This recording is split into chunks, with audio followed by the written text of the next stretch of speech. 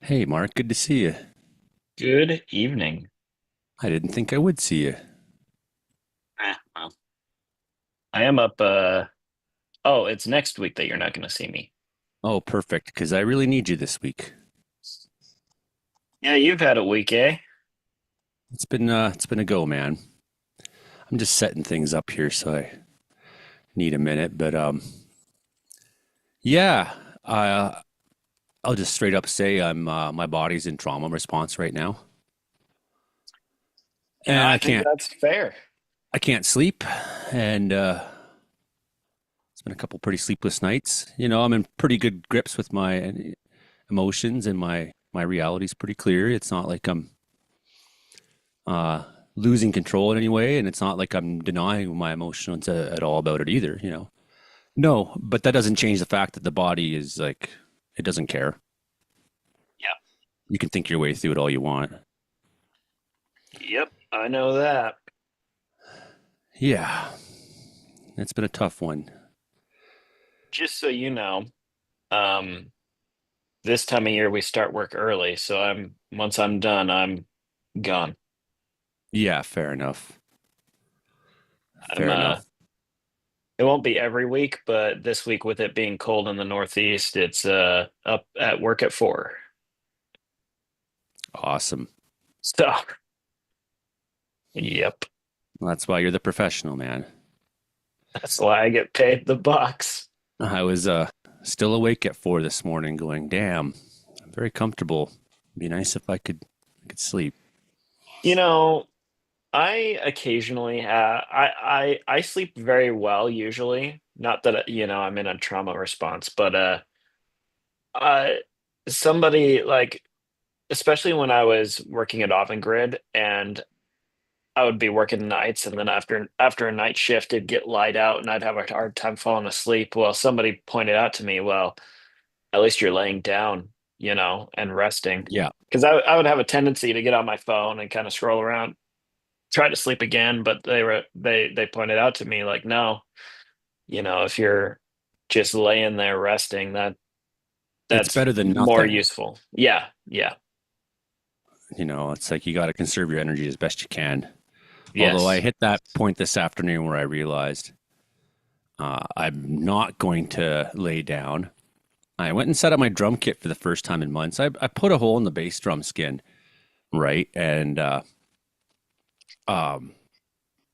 the end result is that there's not the bounce for my feet Yeah. that I like to play with. So I just haven't played it. And I'm like, oh, I'll eventually go to Prince George and get one. And bass drum skins are expensive, and going to Prince George is expensive. So it's not happened, right? But sat down, I started playing. I was like, well, let's get my blood moving here for a minute. And then my neighbor Dave Jeffrey stopped by. So welcome I saw everyone. Hey that Karen. picture. Hey, This is Comedeorological report recording session, and I'm drinking coffee here. It's like Nightmare on Elm Street in this place right now. For those of you who weren't aware this week, we had a housemaid who's lived here for 5 years, the second time living in this building with us, and someone who had a lot of health and mental health problems, and she died on us this week. And uh, yeah, that was Tuesday. We found her, and I was in the middle of recording a weather video, and I was expecting to hear from Lisa because I've been messaging her a few times. So I heard a woman's voice in the hallway of the lodge here, and I assumed it was, Lisa, and go out, and it's no, it's Jody, our paramedic, and Holly, my neighbor, who's also the paramedic, and of course I know what's up, and then we go into take her right away. I didn't expect though to see that, right? So yeah, that was a really really hard couple days here, and it's good to be here. Although that seems crazy, people are like take a day off, and I did today more or less. Like I didn't produce anything or do anything meaningful today. I went and had coffee with Norma and old Kathy here and some of the people I care about in Wells. And but it's important to keep doing this show for me because it's the one thing during the week that is my social outlet. I don't do the show. And also making weather videos is a social outlet for me. It's like it's, talk. I get to talk. Helps me, right? But I'm also glad you came tonight, Mark, because you would have lots to. Not only do you probably know more about geology than I do, you also know more about the Oregon California coast than I do 100%. Yeah, that's a really nice area actually. I love going down there in the redwoods and stuff. Yeah, I figured I would talk about this quite a bit on on the main show, but I this earthquake, I kind of, and I'm not going to say this in a way it's like I don't want people to think that I had this intuition or whatever. It was just a random coincidence. I get notifications on my phone for earthquakes that are over magnitude 5, and it kind of just felt like there were a lot this morning. And then this happened. I don't think that that was really the case, that there were a lot more than usual. It's all coincidental and like, then, we've talked about this before with the earthquakes that happen near the lower mainland, how like this earthquake near Eureka, California happened very close to the Cascadia subduction zone, which produces the very big earthquakes that are a risk for the lower mainland and Seattle and Portland. But this, this is the most seismically active region of California, is this offshore area near Eureka. Most people don't think about it a lot because of the San Andreas Fault, and there's Yeah, really not a lot of people in Northern California on the coast there. Um, but I'm not going to sit here and tell you a magnitude 7 earthquake happens all the time off the California coast, but they're not infrequent either. And so this is not going to trigger the big earthquake. The last big earthquake happened in 1700, and if this sort of thing did trigger the big earthquake, we would have the big earthquake a lot more often than over 300 years, So there will be aftershocks from this. We've already seen many aftershocks. This was a pretty big earthquake. The one that I survived in Tacoma in 2001 was a 6.8, and we had to move because our house that we lived in on base there uh was no longer fit to live in or something like that, so we had to move. But this was a big deal, and tsunami warning for the San Francisco Bay Area. I have thoughts on that too, but it was a big deal. well, and I think something that can't be lost in this as well is that this event happens. Everything's very quick. Everything's very, very quick when it happens, right? And the decision immediately, the correct one is issue a tsunami warning because it takes a little while to know. And by the Yes, time you yes. know, it could be too late. Well, and that's another thing that we've talked about on the show. We've talked about it with weather, how offshore, like weather forecasting is hard to do on the West Coast because offshore we don't have very much data. Well, we have even less data on the wave structure for tsunamis. And this close to the shore, we're talking the if a tsunami had been produced, the travel time to Fort Bragg, which is a nearby community, would have been something like 15 minutes. And you can't sit around and wait for data when there is a potential for a very damaging, very deadly tsunami. Tsunamis are a like it could be like today where not much happened, and that's what we want, right? Or it could be 15 minutes later and your whole community is swamped. We saw that happen in Port Alberni in the 1960s. That was caused by an earthquake in Alaska. Yeah, the But 1963. the fjord that Port Alberni's on, am I saying that right? Yeah, I think so. Yeah, okay. The fjord that Port Alberni is on, it was just oriented in a way that it amplified the wave. And so it was very important to issue this tsunami warning, and people took it seriously. Brandon Houck got a comment on his post talking about fear mongering and whatever, and I kind of left a spicy comment that led to a dirty delete by the original commenter. But like, if you take a couple hours off of work and walk up the hill and nothing happens, like that's a good day, you know? As opposed to 600,000 people getting wiped off the earth on Boxing Day. Yes, yes, in Indonesia, and what was that, 2004? It was. It was that.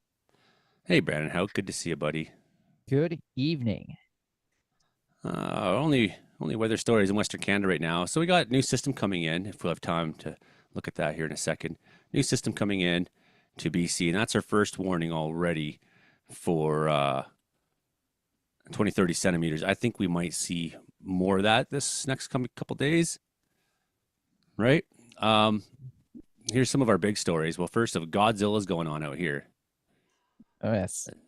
Yeah, he's like That is pretty totally. funny how the warning looks. It does. I thought my image of Godzilla on top really worked. Of course, we have this lake effect snowstorms continuing still in Ontario, and there's been a lot of. I mean, what's been going on there this week, man? That's been so much snow there. We've been working with this at work actually because PJM, the energy market that we primarily trade in, includes Pennsylvania and Ohio. And when I left work this afternoon, Erie, Pennsylvania was in a blizzard warning, and they were forecast to get like another foot and a half of snow on top of, what fell last weekend.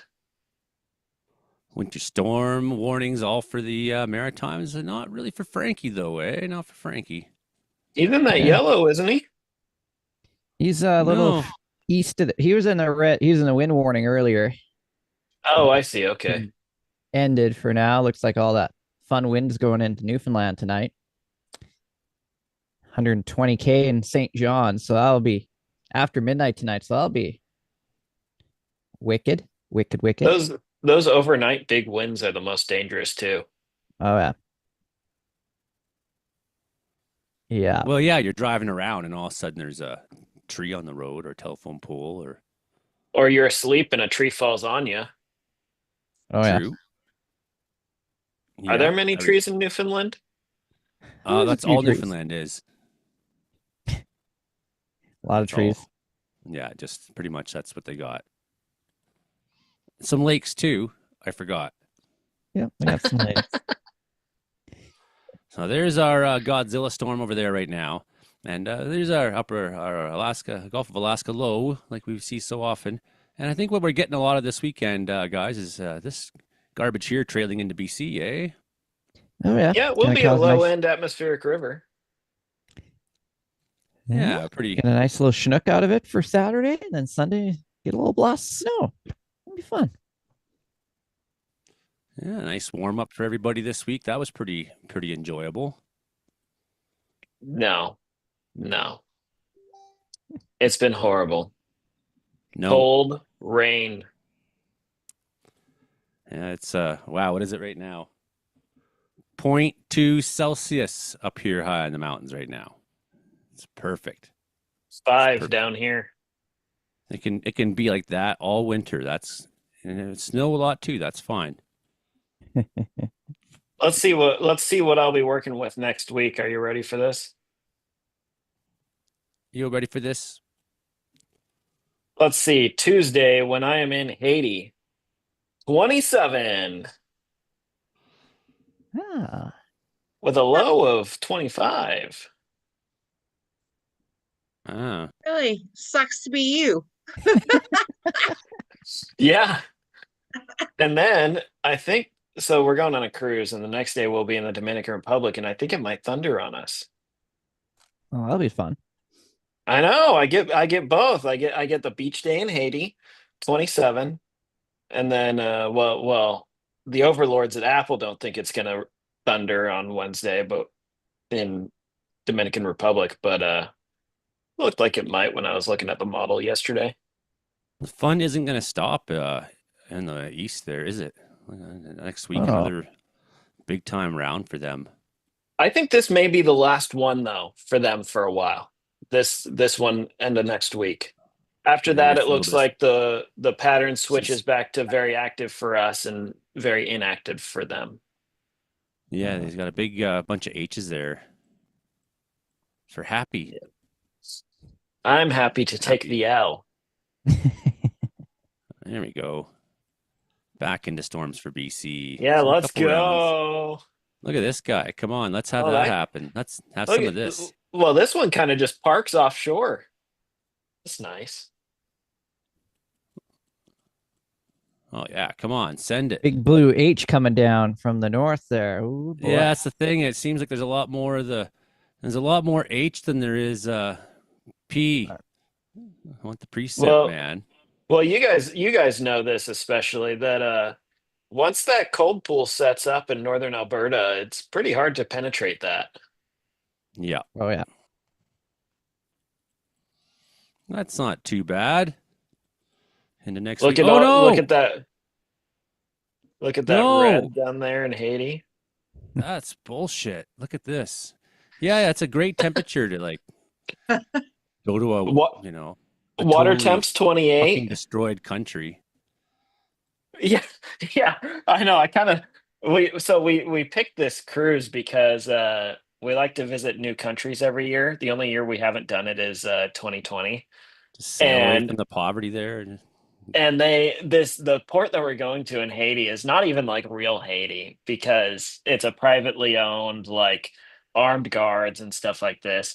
But there is a geocache at this port, and it counts as finding a geocache in Haiti.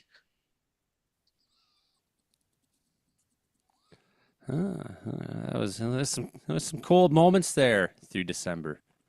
Oh yeah. Oh, look at that, man! Imagine if that happens for Brandon again. Oh, yep. Brandon would Waves of love it, eh? that.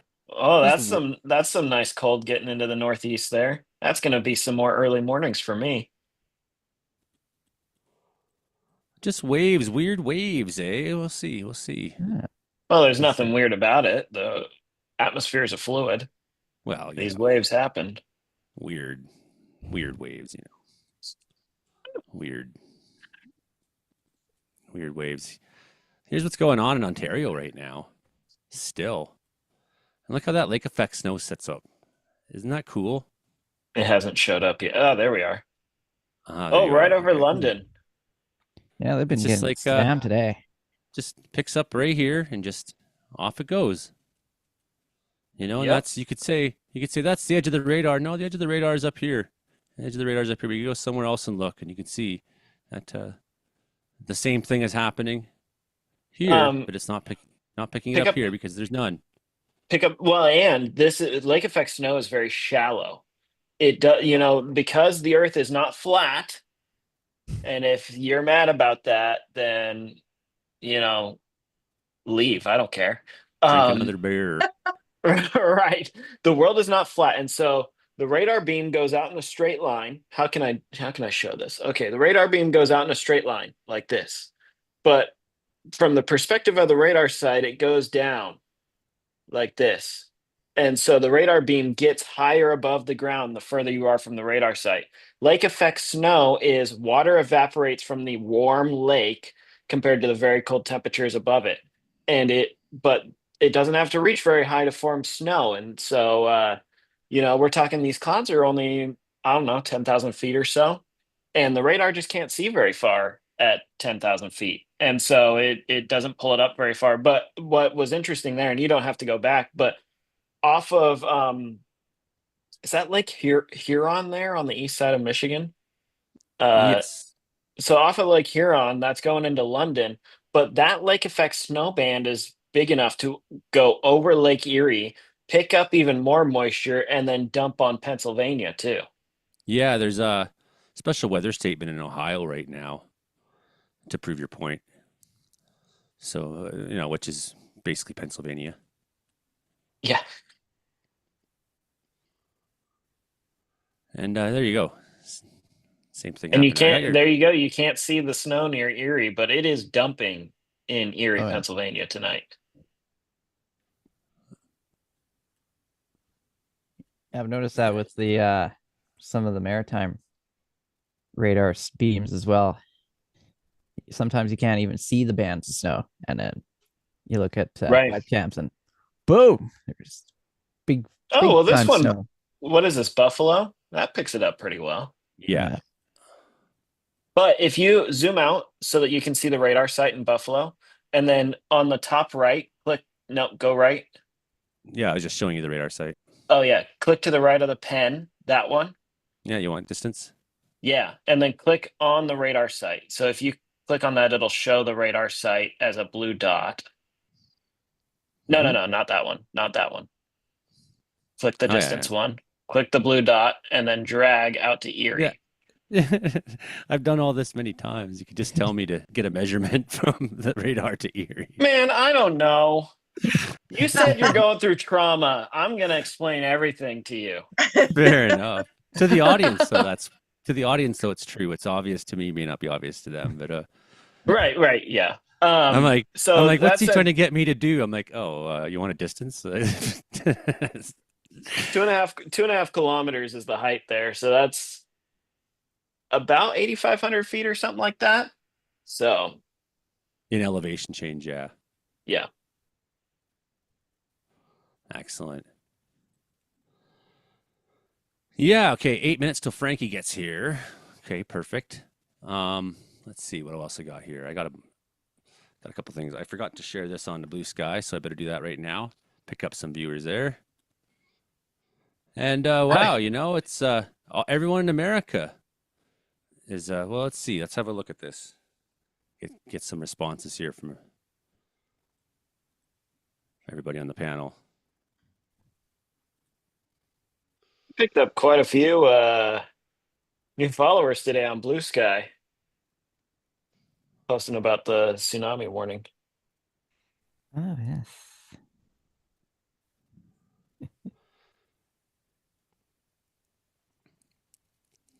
Yeah, so all jokes aside, it's not the job of us to decide who lives or dies. That's the job of an AI algorithm the insurance company designed to maximize profits on your health and no one else. Just so you're clear on that.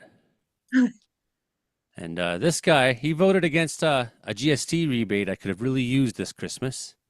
And he campaigned on it, but now he's against it. Yeah, that's it. So here's a guy who, if you're the gunman out there and you're looking, you're like, well, what do I do next with myself? And this guy's just like, me, me, me, me, me, me, me. Can you believe this? Look what he says here. The world would not. What people fail to understand is without CEOs, the world would not be able to function. The world would not be able to function, right? So it wouldn't rain, Mark. It wouldn't. That would be sad. Sun wouldn't come up without CEOs. We need them so much. They're responsible for the delicate balancing of generating profits for shareholders. Oh my, that's disgusting. You That's have disgusting. you've heard the phrase "silence is violence." Well, silence is the response that I'm taking with the incident that happened in New York. And so the Yeah. when they went to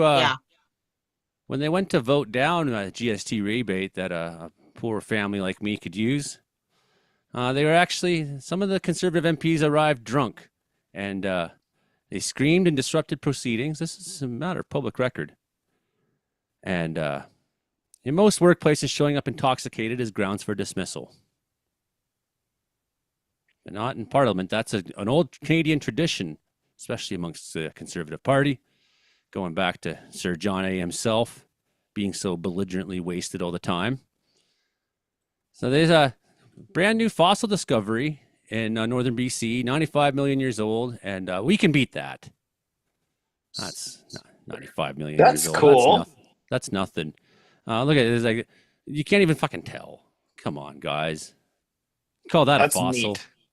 neat. Call that. Actually, on the topic of paleobiology in British Columbia, I saw an article earlier this week, I think in the Tyee. I don't know how to pronounce it. The Anyway, Tyee, yeah. yeah, so they were talking about how a new study came out showing that First Nations people were cultivating hazelnuts 7,000 years ago in the province. And there are five varieties that were cultivated, and they are all found only in isolated areas that are associated with known village sites. And what's really neat about this is the First Nations people have, and I can't pronounce any of these tribe names, but I think the main site was near Terrace, which is a place I can pronounce. Um, and they had these legends about like large cities and stuff, not like modern cities, but a bunch of long houses and whatever, and the hazelnuts. And they even have in their legend that the city had to be abandoned because of a landslide that happened because that they weren't taking care of the environment there. And the study showed that 3,500 years ago they had deforested enough that it caused a landslide at this known village site. And the hazelnuts and like we're learning more and more. We learned this with the subduction zone earthquake that there were legends about a large earthquake and Oh, tsunami happening. And we didn't discover that scientifically until the 1960s. And now we're discovering this. We're learning more and more that the native stories are not stories, they are oral histories. Yeah, imagine how ignorant, eh? Oh, we're learning that you were right. Like, Right? I just and think this is it's the thing is neat. like people had this imagination. It was just like a bunch of Indians running around the plain killing buffalo. That's all. It's like, man, there was advanced societies in many parts of the Americas, even down through Yes. Oklahoma, into Arizona, cities, in the BC West Coast, thousands of people working together, being cooperative. Trading over long distances. These some of these varieties are in isolated locations that are 700 kilometers apart and they're not seen in between, but they're the same variety. And the easiest answer is they were trading together. Of course, of course, of course they were. You know, uh, how could how could we underestimate humans? And we do this also when we look back at the historical record. We think, oh, 100,000 years ago, people were probably just making grunts and noises. Like, you think to survive over 1 million years that humans were stupid? Even 500,000 years ago, early humans, you think that they weren't very aware of what was going on? They didn't have emotions, language, communication, understanding ways to survive. What was some very apocalyptic times, Yes. right? When it comes to ice ages and, Well, and you even know, go back, 200 years, like, and society's been advanced. We've had advanced societies many times. Look at the Roman era. There are bridges that are used by vehicles today, modern cars and trucks that were built by the Romans. we are running out of time. Frankie's here. And so they put all the smartest people on this study, and they found that if you build houses near trees, um, the burning trees can hurt your house. And there's all the most brilliant fucking people. And, I wanted to spend more time looking at models, but that will have to wait until hey, after. Jolly. Hey, It's Mike Mike. McGregor. I think Frankie's ready here too. Yes, I I'm think some ready of to that go. is going to have to all wait until we are. Give me one And yeah, second so here. base guy is testing equipment on Wednesday. Oh, he's almost there. I'm going to hit record, but I'm not quite ready yet. I need to do one thing. I just mentioned about base guys. 'Cause I want to try something here. I want to try something here, but it's going to take me a minute to figure it out.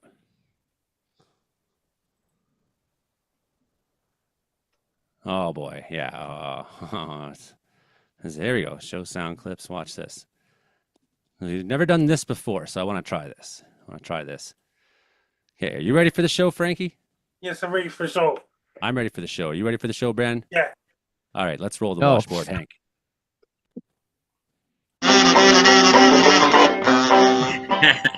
Well, whether it's hot, whether it's cold, whether it's hot, Frankie's got the weather we got. Wait a minute. Well, whether it's cold, whether it's hot, Frankie's got the weather, whether or not. There it is. There it is. That was nice. Okay.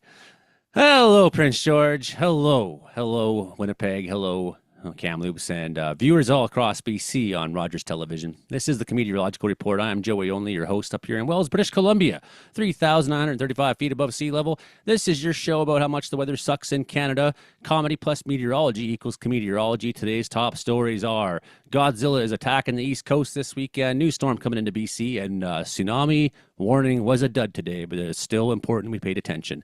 I am Joey Only, like I say. I'm here with my panel of Comedeorologists. which includes the fabulous Frankie McDonald, my favorite weatherman in the entire universe. He's out in Sydney, Nova Scotia right now, where they had a wind warning today.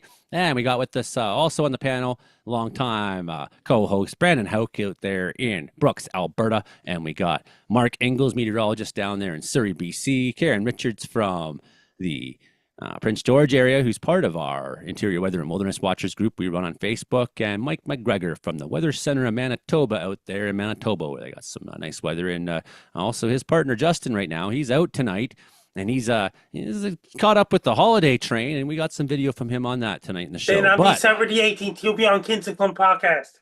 on December the 18th, I would like to be. Yeah, so I'm sorry I missed the podcast this week, Frankie, but we had a tragedy in the house here, and I won't even beat around the bush about it. It happened, and I'm a bit traumatized tonight, and haven't slept well for a few days, and we're very sad about the passing of our friend Lisa, who's lived here, and we'll dedicate the show to you, Lisa Strauss, your show tonight.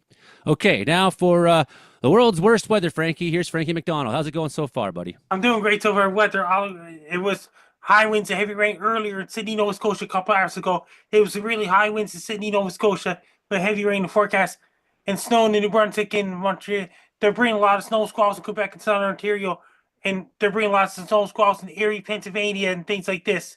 In Cleveland, Ohio, they're bringing a lot of snow squalls there right now. And it's going to bring in the really cold air in Quebec this Saturday and Sunday coming up in northern Quebec, like Nunavik region of Quebec and things like this. It's going to bring really strong winds and heavy rain in Vancouver Island this Saturday and Sunday coming up. It's going to bring a lot of rain in Vancouver Island, including Tofino, British Columbia, Nanaimo, Perksville, Kimlicon Beach, Courtney, Comox, Campbell River, Port Neal, Port Hardy, British Columbia. Lots of snow in BC interior. And they got rain in Vancouver, British Columbia. Then they got some snow heading for Saskatchewan on Sunday and then Manitoba Monday. Then it's going to head towards Quebec on Tuesday. Then it's going to bring a lot of rain all across the eastern United States on Wednesday. It's going to bring high winds and heavy rain in eastern United States and America on Wednesday. High winds, heavy rain, New York City and Washington, D.C., driving all the way down to Cancun, Mexico. And it's going to affect parts of Florida. It's going all the way down to parts of Cuba and even Mexico. Even Mexico, Frankie? Yeah. What else, buddy? Lots of Santa Ana winds in California right now, in Arizona, Nevada, Utah, New Mexico, and Colorado. And Santa Ana winds going on and up and around southwestern United States as well. Caused a lot of fires in Southern California. Then it got lots of hot air in Southern California right now. Lots of rain, thunderstorms going on in Central America right now, like Panama, Honduras, and all those places.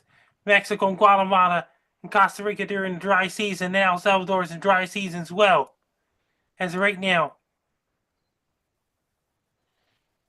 In Venezuela, lots of Venezuela's entering the dry season this time of the year. And Colombia's entering the dry season as well. There's a lot of rain and thunderstorms in southern Brazil right now. And parts of the Amazon rainforest, there's a lot of rain and thunderstorms. So parts of Ecuador, parts of Bolivia and Peru. Up around northern Chile is really dry right now. In southern Chile, they're bringing snow up in the mountains and rain in the coast areas. Then you got warm air, cold air fighting each other in southern Argentina and Balkan Islands right now. This time of year, because their summer starts on December 21st. Then you got some really warm air in Spain right now. There's a storm over in England right now. There's a big storm hit for England, Wales, Scotland, Northern Ireland, and Ireland. This Friday night and this Saturday coming up. All across France, Italy, with snow in the mountains in Switzerland. Then they got some cold air in Germany and heading towards Spain on Monday. In Netherlands, Denmark, Norway, Finland, Sweden. Then they got some rain in Ukraine right now. Then they got some lots of thunderstorms and rain going on in snow and raining in Albania and Greece and all those places, and Bosnia, Croatia, and all those countries. And Turkey, and right now, Turkey's warmer than normal right now. Then they got some cold air heading towards Algeria this Monday coming up. Then got some cold air heading towards Algeria on Sunday evening and Monday, including parts of Morocco and Libya and all those places. There's showers in the forecast.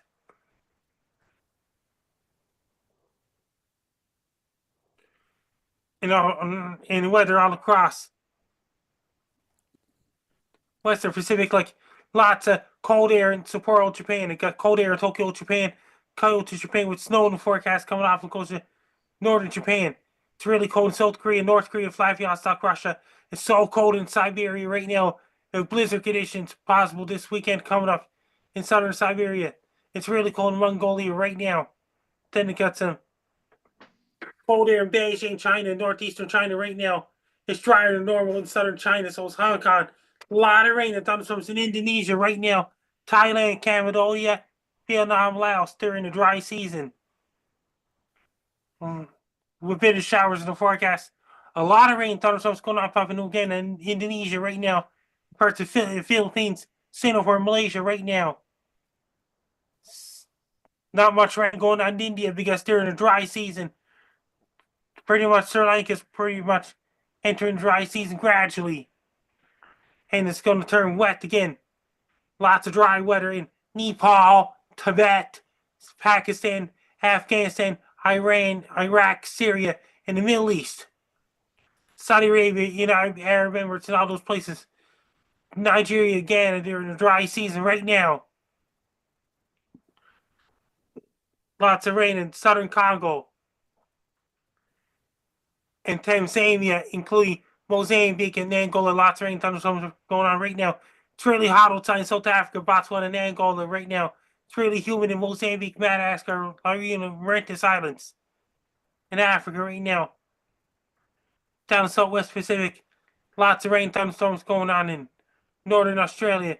Then they got some hail, rain, and thunderstorms coming off the coast of southeastern Australia. You got hot air in New Zealand. You got lots of rain this weekend coming up from South Island, New Zealand, North Island, New Zealand, all those places right now. Lots of showers and rain, chance of rain in the forecast in New Zealand. In Perth, Australia, it's really hot. It's really warm there right now. It's going to get hot on Monday in Perth, Australia. They're getting extreme heat in Central Australia, which thunderstorms in the forecast in Central Australia. Antarctica's 24-hour daylight right now. Up above the Arctic Circle's 24-hour darkness. That is the best weather report I've ever heard, Frankie. You're so wonderful, and it's just good to see you, man. Good to see all of you. I appreciate you all so much, and it means a lot to talk to you every week. Thanks to all the viewers out there in the live stream as well. Really appreciate And I got all your news for great you. comments. Base Guy Show is testing equipment right now, and his equipment's working properly. He said so. And Base Guy Show will be back on the air before you know it. Before we know it, there'll be Base Guys Show back on the air. Anyone got a question for Frankie McDonald tonight? I've got a question. Meteorologist Mark Ingalls.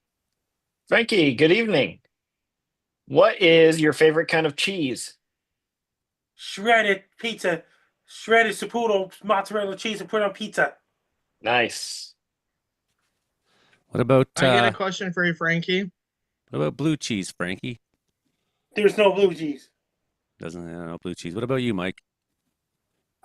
Frankie, what is your favorite Christmas dessert? I like When the weather gingerbread gets and cold, shortbread cookies. any dessert. Gingerbread and shortbread cookies. That's a good one. Sounds yummy. I like that too. Yeah. What about you, Brandon? What about you, Karen? You got a question for Frankie?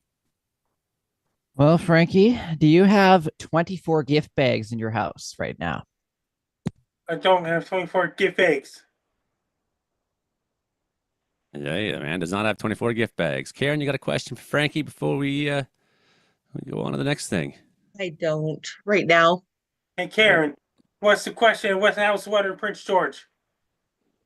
The weather in Prince George right now, Frankie, is rainy, yucky. All our snow melted. That means down in California causing Santa Ana winds right now, triggering a lot of fires down in Southern California.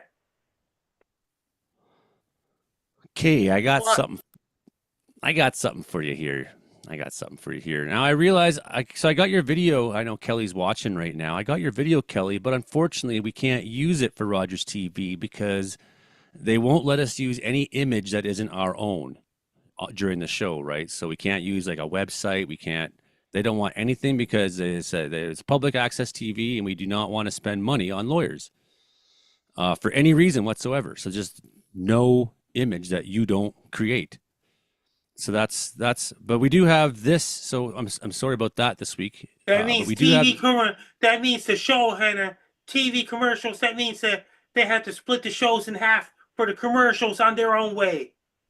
Yeah, they have their own way of doing things, but that's our directive, and I think that's fair because during the That during the means live in stream, between the parts of the show, and if they allow the commercials on and cable access TV, that means they have to cable access TV will have to cut the show into a few different parts then for the commercial segment before the show goes back on the air.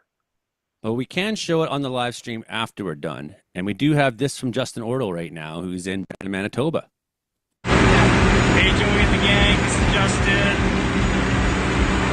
at the CPKC Holiday Train in Brandon, Manitoba. It's a pretty chilly evening, but it's going to warm up overnight. We got nice weather ahead for the weekend until we get more snow and a cool down later on Sunday, if you can hear me. But look at that holiday train behind me. Band just playing back over this way. Beautiful evening. That looks really, really nice. When does the holiday train come towards you, Brandon Hauk? Actually, on Sunday, it'll be in the area. Oh, yes. All that and more on this week's Brandon Hauk Report. Yes, the holiday. And that's if I make it to the holiday train because I got a Christmas party Saturday night. So I'm going to be in Mr. Red Deer. Popular. So anyways, we'll try to make it to the holiday train. We'll see how Saturday night goes, I guess. But anyways, yes, we'll get into the Brandon Hauk Report. Yes, I do have a couple of wild stories for you. So that's the good news that I got. The bad news, well, we've got, another bout of Chinook conditions, if you like Chinook weather here in southern Alberta. This week has been, we started off fairly cold. We warmed up quite nicely on Tuesday up to 6 degrees and still got a lot of our snow on the ground. And we had a little bit of, bit of an inversion last couple of days, a little bit of fog, some flurries, freezing rain stayed just to the north of us yesterday. And now we're seeing another bump up in temperature as we get towards the weekend with, Chinook conditions again for Friday, Saturday. And then we're watching a system moving in out of British Columbia. There's some uncertainty with this system, what it's going to be doing on Sunday.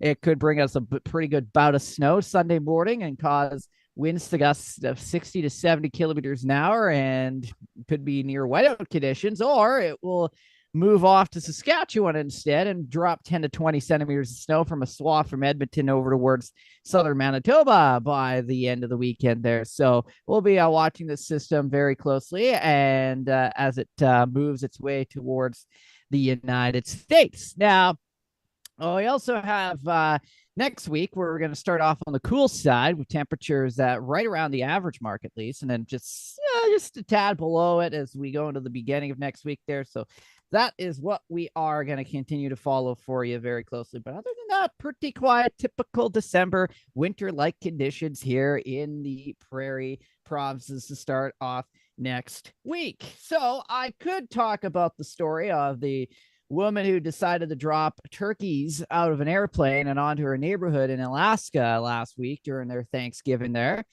Which was frozen turkeys from the airplane, or the woman who had a tiger snake that slithered up her leg while she was driving her vehicle in Australia. And that's why we live in a place where the air hurts our face. But instead, I'm going to talk a little bit about the snow plows that they announced at Redmond, Washington State there, and some of the top snow plows. Now, these guys, everybody submitted their snow plow names and such, and they just didn't say, oh, that snowplow name, we don't like that one. No, they picked all the good snowplow names this time around. It wasn't Mr. McPlowface or whatever like that. These are top snowplow names. So we got, I'll go through the top 5 here. We got Betty Whiteout, which is an excellent name for a snowplow. Big Laplowski is another great name, and that one was picked as well. Snow Begone Kenobi. That was another really good snowplow name. Scoop Dog. Now, I tell you that, but the best that one is pretty good. pretty good. But Yeah, I haven't Scoop got to the Dog's top good. one. How about CLR or CTRL salt delete? There we go. Salt delete. Now that was the best one of them all. I'm And really disappointed that they didn't take my name, which was Snow Way Home. Snow Way Home. And that's also maybe next year. Maybe hopefully next year they pick your name. Snow Way Home. That's Or something from Frozen. Let the snow go from Frozen. Let it go instead of let it go. Let the snow go. I had all kinds of unique and creative names for the snowplow back when they used to burn me in all the time here. They don't do that in Wells no more. Oh, that's too bad. However, I'll finally go to the city of Philadelphia. They're celebrating Rocky Fest, which should not be confused with Rock Fest, where I guess people throw rocks at Santa Claus. That's not good. No, nobody wants to throw.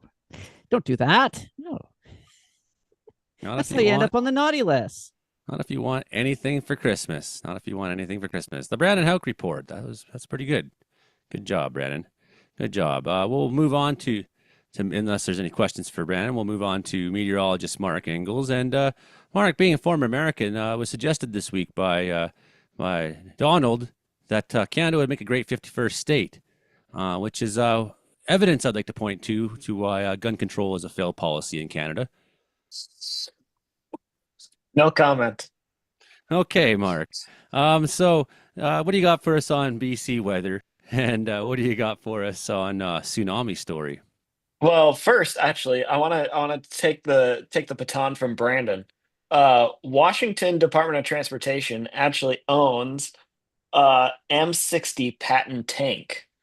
And the purpose of this is on I-90 and on Highway 2, both are main roads that go east out of Seattle into the mountains. They do avalanche control, and sometimes they will drop bombs out of helicopters to force these avalanches to happen so that they close the highway, cause the avalanche, and then reopen the highway after they clean up. That way avalanches don't happen when normal people are driving through. And there is a guy whose job it is just to drive up to the pass, get in the tank, fire it up, and shoot a few stuff up the hill and cause an avalanche. And they were surplus tanks from the army base there near Tacoma. You So know, and some people they just love their job. that would be a job to love, I think. Oh, gotta go drive up I-90 to go shoot a tank again. Like that would be the highlight of my day every day I did it, I think. So there you go. More And I think they use Washington snow howitzers control. sometimes in BC. Yeah, I The think they have howitzers in Washington too. I think it's actually pretty common to use military artillery no, up in the mountains. they actually do training. Like they do field gun training as Yeah, part of avalanche control. Yeah. it's a two birds with one stone sort of situation. So BC weather. I'm also going to talk a bit about Washington too because this is all tied in. Obviously, like I'm 5 kilometers from Washington, so Yeah, can't talk about it. um, That's a different country. yeah, right, right. Well, if we talk about it, it'll just be hype, and we're looking for followers and stuff. Which we are looking for followers for our podcast, which is Comedeorological Report on Spotify, Apple, and Amazon. See how I did that, Joey? That's a Um, really, really smooth play. That means Right now on Russia's isolated from the rest of the world. smooth play on the yes, 5th of December, Thursday night. And did you hear about yes, Russia? What's going on in Russia? It's isolated from the rest of the world. It yes. is. Keep So over there. So what we've had this high pressure in place over the whole western part of the continent really, and what that does is in the summer we usually associate this with very hot weather, but in the winter at this latitude the sun angle is not enough, so at night cold air sinks down to the bottom. We know this, cold air sinks, it's denser than warm air, and if you don't know that, that's fine, you know it now. Um, but what'll happen in the winter is in a lot of places like low clouds or fog will form. And the sun does not get high enough in the sky during the winter to heat the ground up enough to mix that fog out. So it'll get just set in for days. Um, this is very common in the Columbia Basin where I'm from in Kennewick.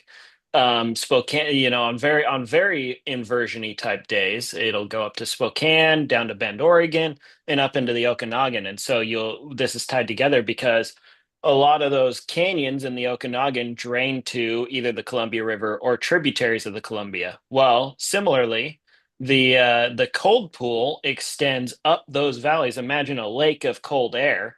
That's what we're talking about here. There's only one way out. It's the Columbia Gorge going west to Portland. Um, and so you get all this cold air stuck. Tri-Cities in Washington, not BC, Spokane, Yakima, and Ticton, like Kamloops. I don't think Kamloops gets it, but Kelowna, all of this stuff, it's all tied in. We've had it on this side of the mountains too. Here in the lower mainland, we've had some inversion days. Willamette Valley gets it pretty hard there, down there in Oregon, but then you go up the mountain and it's sunny, you know.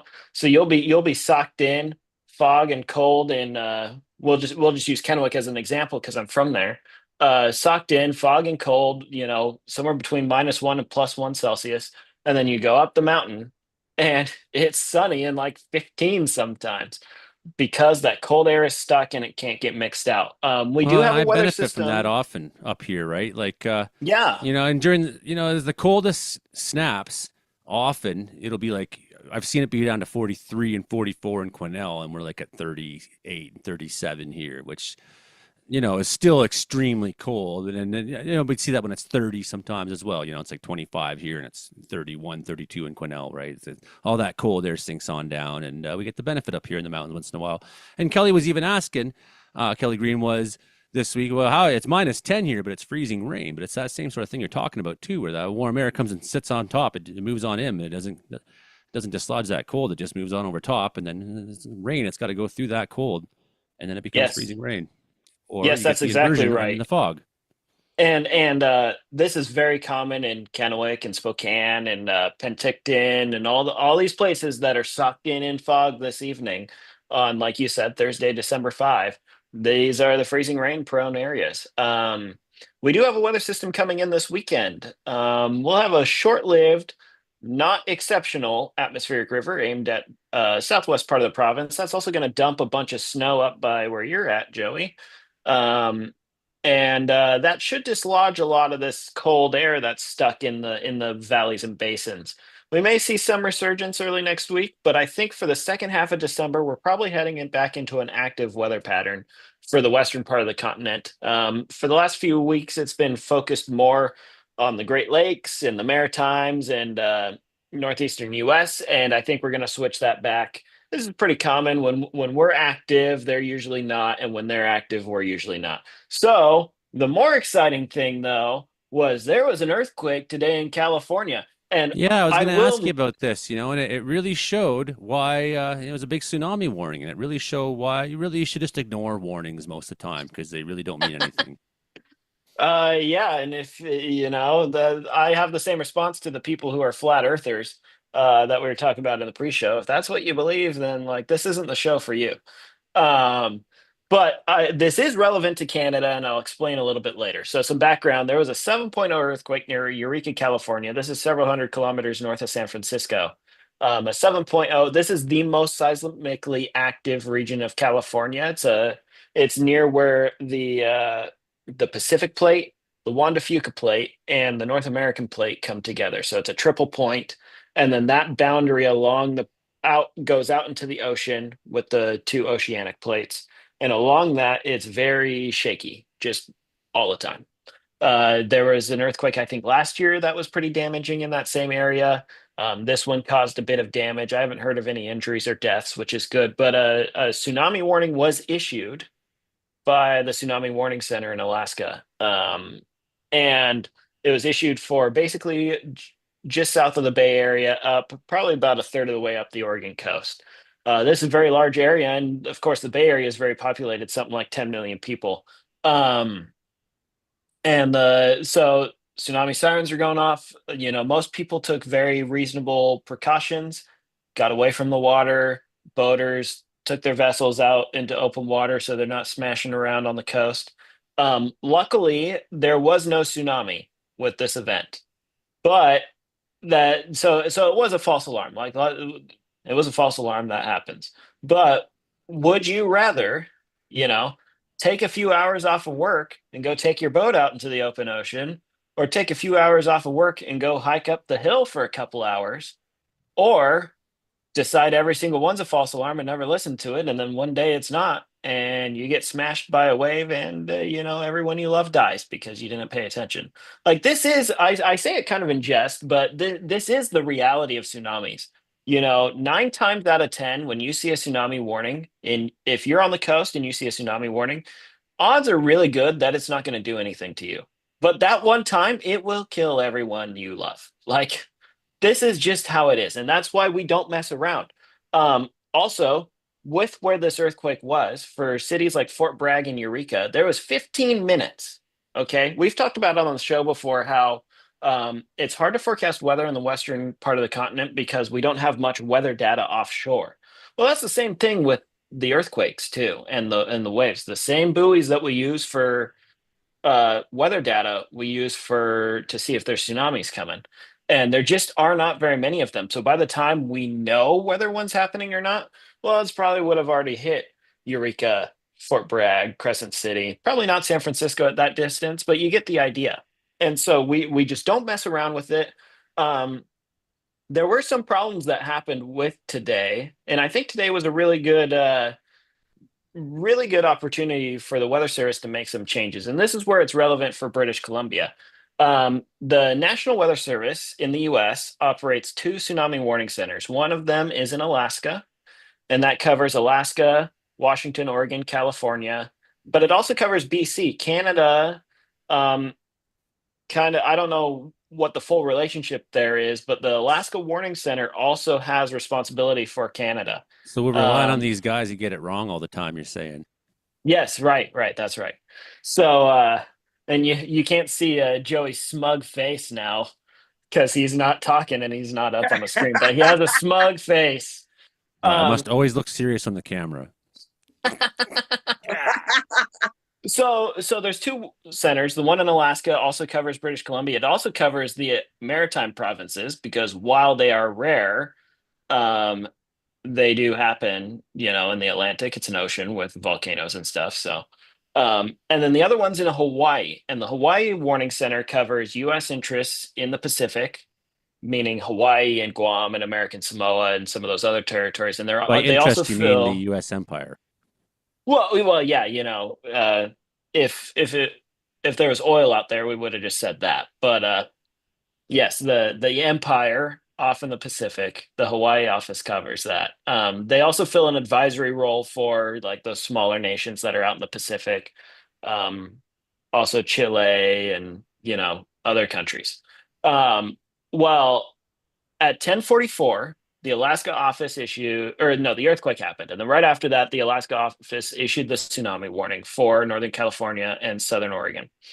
And people, like I said, people were evacuating. It went very well. The authorities were out on the beach telling people to leave. And at 11:27, alert went out saying there is no tsunami hazard from this earthquake or something like this. But the catch is that was from the Hawaii office, not the Alaska office. The Hawaii office was saying there's no tsunami hazard for Hawaii or Guam or American Samoa or anything. It had nothing to do with California or Oregon. And the problem here is there was no obvious place in that bulletin that said that it wasn't for California or Oregon. So they happened to be correct this time by accident. Yes, but imagine, San Francisco, again, it's a metro area of 10 million people. If you have an event like that and it's the real deal, that kills people. No, it's really good they found this error. And the reality is that everything happens so fast. Earthquake waves, the S waves, they travel super fast, and tsunamis travel super fast. And by the time you have the data together to be like, oh, it's coming, it's hitting you. So you have to shout, look out. Okay, actually, now we know it's okay, right? But it's like you're seeing like a ball coming at you so fast. Like, is it going to hit me? Is it going to hit me? I really could put my arm up, but I don't think it's going to hit me. Oh! And then you get mad at whoever sent the ball at you, right? Yeah, why'd you throw the ball at me? But I hope the Weather Service takes note that this happened, because the Hawaii office's notice went out a half an hour before the tsunami warning was canceled. And it was totally accurate. There was no tsunami threat for the Hawaii office's Yeah, responsibility coincidentally. region. Right. Well, but the issue is if there had been an active tsunami on the West Coast, well, now half the people who are looking at this are confused. And some people in the Weather Service may say something like, "Well, all of our bulletins say to look for official sources and stuff," and like that's fine. And people do need to look at official sources, but at the same time, meteorologists and other scientists in the hot seat need to recognize the reality of how information spreads. The individual, you and I and Brandon and Mike and Karen and Frankie, we all have the responsibility to know what to do on ourselves. But the people making these warnings also have a responsibility to make these warnings usable for the general public. Um, and so, like, again, I want to be very clear. It was appropriate to issue a warning. These people are doing an important job.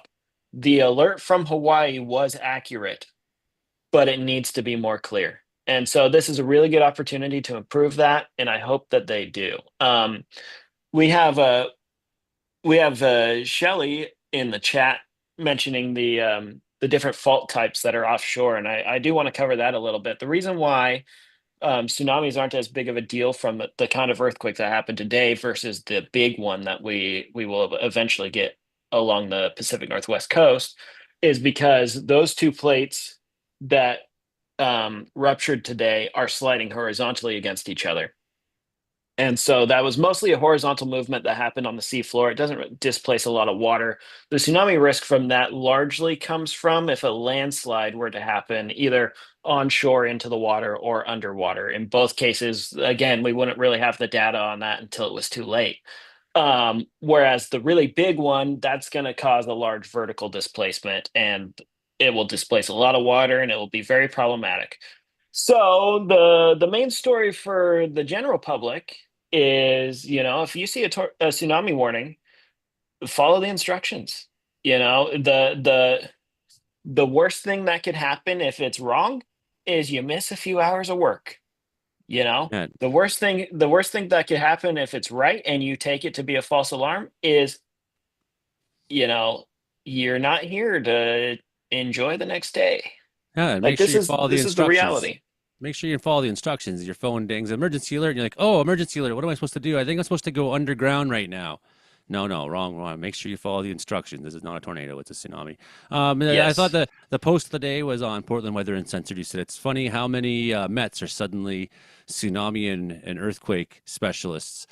And I was like, okay, well, fair enough. But Mark is a geologist too, so Well, so I do want to point out I am a geologist too. That's true, but I do want to point out that almost every meteorologist had to take geology and oceanography courses as part, like it's part of the program in most universities.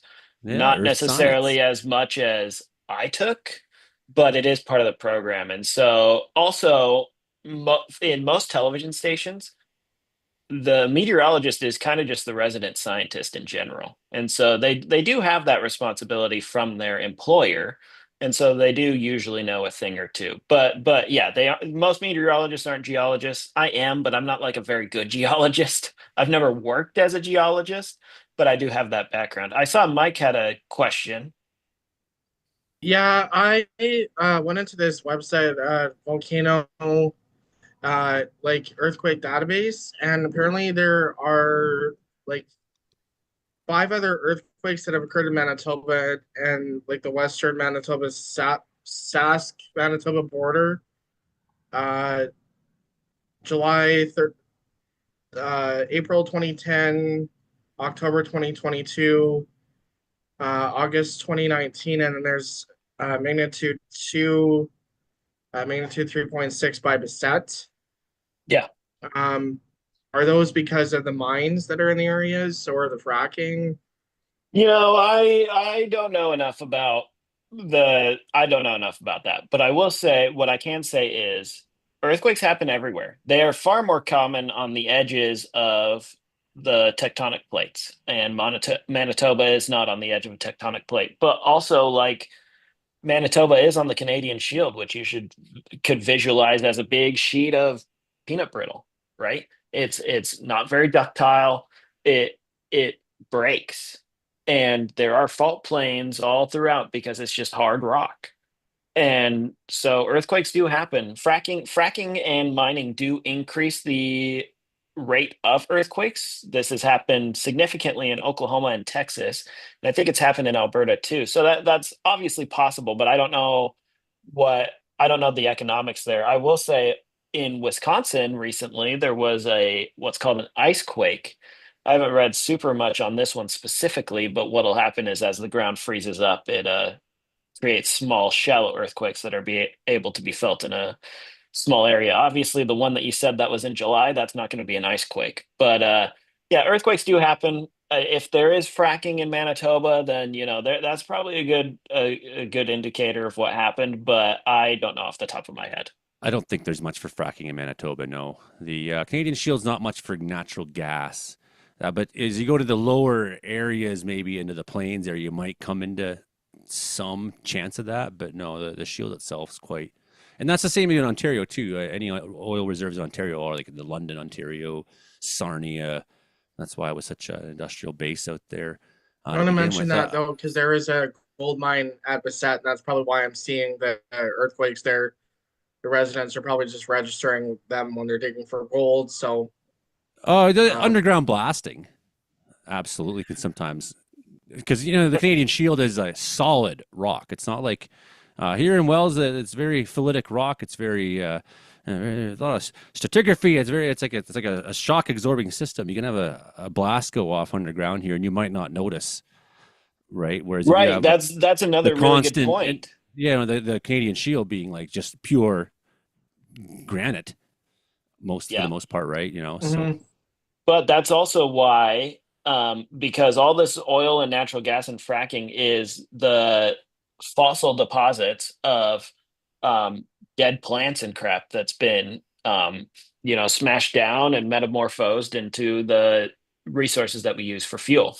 And the Canadian Shield isn't a very good environment for that to happen geologically. Whereas on the prairies and on the plains in the US, the reason why there's so much fracking in Alberta and Oklahoma and stuff is because there was a shallow sea there a long time ago. It collected all these dead plants and crap, and then they got mashed down. That didn't really happen on the Canadian Shield. And so geologically speaking, if there's a mine for gold or something, that would indicate a more active seismic region in general, I would expect, because it takes a lot of activity to kind of pull that gold out of the background material to be economically usable deposits. But again, I don't know the specifics on geological economics in Manitoba. Interesting. Thank you, Mark. Hey, folks, I'm in Winnipeg. This is Mike McGregor for Weather Center of Manitoba. Got a really interesting Chinook feature here. Got all those waves underneath it. It's freezing cold here in Winnipeg, but it's been going down to about, I guess, like +3. Yeah, +3 on Saturday. Look at those, the way the clouds are coming straight out of the south here. They're moving at a pretty fast rate too. But I thought that I'd show you that's kind of interesting how the wind can just shift after what looks like a Chinook has come through Winnipeg. Anyways, thanks for joining the Weather Comedy Report. How cold did it get this week on you, Mike? Last night and the night before last night, we're in the -30s. I didn't really actually get a chance to look at the temperature, but it was cold enough that our heat system wasn't working well enough, even with set at 72. It's -9 right now. Actually, it was cold, a lot colder earlier, -12 earlier today, and it's going to like +4 on Saturday, +2 on Sunday, and -8 on Monday. Gonna look at the past 24 hours to see how cold we got, because I don't really pay attention to the weather in the winter months as much as I do in the summer. I don't think it's the weather is as interesting. It's just cold and snowy, but I'm gonna start paying attention to it a bit more. It's just finding new ways to describe our suffering. Yeah, well, it got down to minus 21 last night. Wind chill felt like minus 28. Cold enough for ice crystals. It's kind of weird how we only have still 10 centimeters of snow on the ground. And we're still getting these cold blasts. Justin and I were talking, and you said that we're likely going to get a warm up this weekend, which is going to bring more snow after that. Another cool down. We got hit with an Arctic blast earlier this week. Our temperatures were in the minus 30s during the morning. I think we had a minus 33 wind chill on was on my memory's not that good. I think it was on Monday or Tuesday. It was minus 33 with the wind chill. So you guys have been sending all that cold air down here. And Joey, I haven't really liked it that much, but I want to keep sending it down. I am looking forward to next week though, when temperature trends are going to be. I haven't really. Sorry, I'm working on this, Joey. Here, I was looking at the latest data. I think Brandon was mentioning we're going to get another blast of cold weather next week. Wednesday and Thursday might even feel like minus 40 degrees. And first major cold blast of the season, as Justin was mentioning. I don't see any snowstorms on the horizon. Be nice to get a nice Colorado low or a nice Clipper system, but there's a risk for freezing rain on Saturday east of Winnipeg. And for those listening on Monday, there's another system coming in early in the week with another chance at snow on Monday and Tuesday, which will likely bring a Clipper system with it and crash and cold front behind it. And, again, those cold Arctic air polar vortex breaking off or something like that. So, Thank you, Mike. if you're looking for cold prairie weather, you're definitely going to want to come to Winnipeg. No. I like my warm mountain snow. That's just keep snowing -2. I could deal with that for all year round. It wouldn't bother me. How's things in Prince George, Karen Richards? Oh, it's well, we had a great weekend with snow this past weekend. Now it's rain, freezing cold, not freezing cold, but black ice everywhere. Horrid driving. Yeah, it's been really sketchy this week all through the north, eh? It's not nice. It's kind of like what has been in Winnipeg the last couple of days. Lots of people driving. There's a guy who really drove into someone's yard and knocked it down his steps. So it's winter in Canada. Crazy. Yeah, Frankie. Hey, did Joey, you what cause? about the Frankie videos? Yeah, that's true. I do have Frankie videos ready, but also Frankie, we've been meaning to ask you because we're really concerned because there was a big earthquake today, and you've been really quiet about it. I haven't heard you deny. I just did a video back in December 2023. Haven't heard you deny it. Did you maybe? I did not cause it at all. You didn't cause it at all? I was going to ask you, Frankie, did you cause it? No. Frankie. Come on. Earthquake. Okay. Didn't someone give him a chocolate bar to admit to it? I believe Frankie. I did not cause an earthquake. Okay. Are you sure? Yes. You sure? Yes. At all, he said. Which means he's sure. Oh, wait, I'm not ready. Okay, you guys can see that? Yeah. Okay, Frankie, video of the week time. Bitcoin Yes. reaches 100,000 US dollars. Activate the sound. Oh, I can't Thank hear it, Joey. yeah. Give me 1 second here. We have to make a time correction. Add an extra minute to the back end of the show. Share sound. Yeah, I'm doing my best tonight. You got it. Oh no. Hey everybody! Bitcoin just reached up to $100,000 United States currency, and 1 Bitcoin is now $100,000 US currency. For breakdown. Oh, that's a lot, Frankie. Hey everybody, my dad, Frank McDonald, made his latest song on the SoundCloud, Mystic Mist, looking for something. That's my dad, Frank McDonald's latest song. He played the guitar all by himself. He played the guitar all by himself. He recorded his own song and wrote his own lyrics. And he mastered his own song. My dad, Frank McDonald, is writing a lot of music lately. His latest song is looking for something on the SoundCloud, Mystic Mist. My dad, Frank McDonald, played guitar all by himself, recorded his own song, wrote his own lyrics. That is the original song. Looking for something. That's my dad, Frank McDonald's latest song. He made it. My dad, Frank McDonald's making a lot of songs lately for Frank McDonald. What's he looking for, This Frankie? is Frankie McDonald, my own TV station, live in Sydney, Nova Scotia. Major storm is headed towards Vancouver Island Saturday, December 7th, 2024. It's going to bring a lot of rain. Winds are going to be really strong. It's going to bring heavy downpour, especially in Tofino, British Columbia, and very strong winds.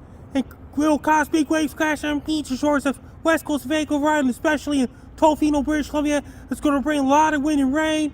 In Sauk, British Columbia, Victoria, British Columbia, Port Redford, British Columbia, Saanich, British Columbia, Colwood, British Columbia, including Ladysmith, British Columbia, Duncan, British Columbia, Nanaimo, British Columbia, Port Alberni, British Columbia, and Tofino, British Columbia, Parksville, Quebec Beach, Courtney, Comox, Campbell River, Port McNeil, Port Hardy, British Columbia. It's going to bring wind-driven rain and sideways rain in Vancouver Island and the surrounding areas. It's going to bring a lot of rain in Vancouver Island, including Victoria, British Columbia, surrounding areas as well. People in Vancouver Island, be prepared. Have your rubber boots ready, raincoats ready, raincoats ready. When you go outside, wear your raincoat, wear your rubber boots, wear your raincoats to keep it dry. Don't drive to the puddles. Avoid the puddles when driving car winter.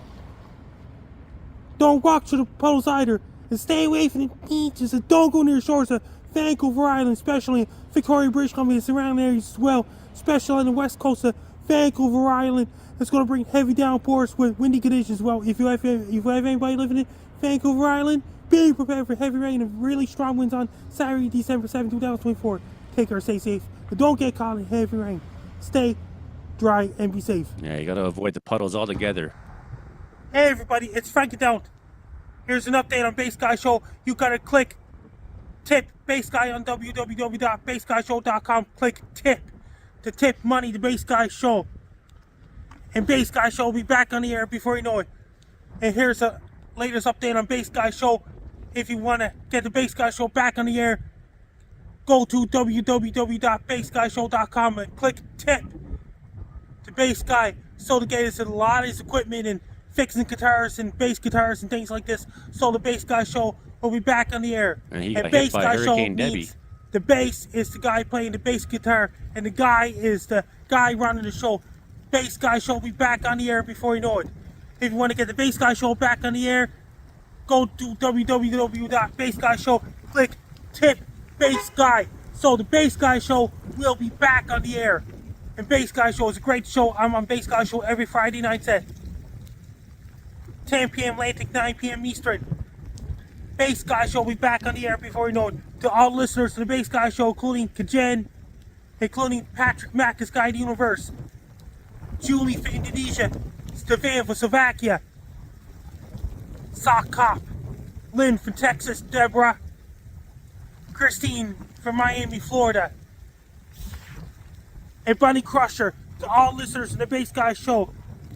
So the Bass Guy Show will be back on the air before you know it. If you want to raise money for Bass Guy Show, go to www.bassguyshow, click tip to get the Bass Guy Show restored before you know it. To all listeners to the Bass Guy Show, click tip on www.bassguyshow to get Bass Guy equipment back on the track and back online and things like this. to every single listener to the Base Guy Show from Frankie MacDonald of Sydney, Nova Scotia, Canada. You got some hail in your hair there. Hey everybody, this is all the RGB lights. Guess what time it Change is? a lot of different colors, especially people living in remote areas up north, including Nunavut territory and Greenland, part of Denmark, and South Bar, Norway, and northern Siberia, and all those places, and Antarctic research stations. And when it gets dark 24 hours a day in Antarctic research stations in June, July, and August. When it gets dark 24 hours a day from the end of November all the way till the end of January up above the Arctic Circle, especially up in Nunavut territory, in parts of Northwest Territories, in parts of Yukon, and even up in Alaska, in northern Alaska, like Barrow, Alaska, and in RGB lights that can change a lot of different colors. That would be great for people in the offshore oil rigs and things like this, and oil tankers and oil ships and Antarctic research stations such as McMurdo Station and Amundsen Scott Sopo Station, Antarctica, and Palmer Station, Antarctica, and any other research stations in Antarctica. These are the lights that changes a lot of different colors, especially for people living in northern Canada, like Nunavut territory, Svalbard, Norway, and northern tip of Norway, and northern tip of Finland, and northern Finland, and northern Sweden, and all those places, including those places that get dark 24 hours a day during winter months. Especially those places. For people living in southern tip of Argentina, like Lucia, Argentina, and Falkland Islands and surrounding areas. Those are the RGB lights that changes a lot of different colors, especially for people living in remote areas up north, like up in the Arctic and offshore rigs and things like this. It's great for people, including down Antarctica and things like this, in northern Siberia, South Bar, Norway, and Klugatuk, Nunavut, and Resolute Bay, Nunavut, and Greece Fjord, Nunavut, and in other remote communities up in north as well. And RGB lights is a great lights. It's great for people up north and things like this, up in Nunavut territory. Especially. In northern Alaska and things like this, up in the Arctic and Antarctic research stations and things like this. And oil tankers, and offshore oil rigs and things like this. And people that work up on the oil ships and things like this. RGB lights is great for people to have.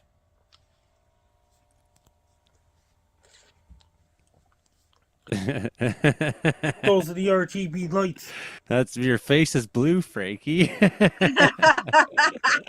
at that. This is totally for Frank down. Oh man, I love that. That's the bluest blue I've ever seen your face, Frankie. You look like something out of a science fiction movie from the 1950s. Or really the Blue Man Group guys. So if you're new to the show, a couple months ago, Frankie got these lights that changed 15 million different colors, and it blew his freaking mind, man. He's just, ooh, Frankie, he can't believe the 15 million color lights, and he really likes those lights, don't you, Frankie? Yes. Frankie, have you ever heard of those projectors? They can actually project the night sky, stars, and I've heard even northern lights onto your ceiling. Have you ever seen? I got that in 2020. That's old. Frankie had that long ago. Yeah, those lights, Frankie, they're good for people, especially in Nunavut and the Arctic and Alaska and Svalbard, Norway, and everywhere that's really cold and dark, Frankie, especially. In the Antarctic research stations. Them too. Yeah, I was thinking about that, especially them. I wouldn't mind getting myself some of those. How much were they, Frankie? And how expensive are those kinds of lights? Like thousands of dollars? 15 million colors. It can't be cheap. He's looking it up right now, folks, on the radio. Nighttime projector. Some of them cost $69 and things like this. No, what about your lights though? Your RBGK your 15 million color lights, Frankie. How much do those Yes. cost? He's looking it up, folks. He's on the internet there. And He's it's like an 800 watt, 80 watt RGB lights cost around, and some of those RGB lights, and I'm sending a link to Amazon now to chat. how expensive are they, Frankie? You have to check it I out. got one of those at Dollarama for like $3. I'm sending it to Right. chat right now. I just sent it. Well, why can't you just tell me the number? What's the number? Oh, hold on. He sent it in the chat. What's the cost? Why is it a secret? I want to know because I want to do the math on how many people there live in these dark places and what it would cost us Then to they have to have a give big flight. everyone in the world. Looks like $20.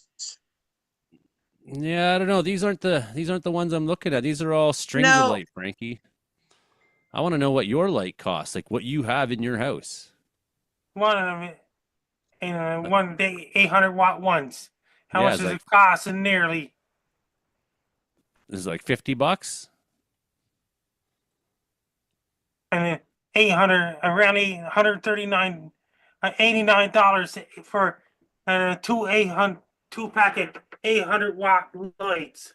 Okay, so let's say there's 10 million people living in the north.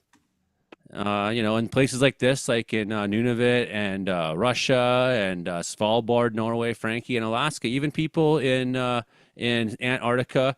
So say that all those people in all the world, we wanted to let's just do the right thing and give them all the lights they need to no longer have to be depressed all winter long, right? And you know how much that would cost Like us? the RGB lights. Only $890 million.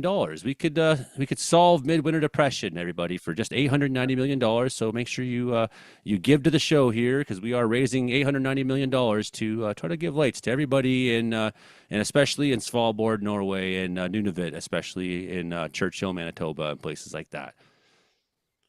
They're I just sent the link to- $139. I just sent the Comedeorological weather report chat. There we go. And look at that. We've already got a donation for $400 million, Frankie. We're halfway there. This is your Christmas drive. Looking for $890 million, folks. Going once, going twice, going three times.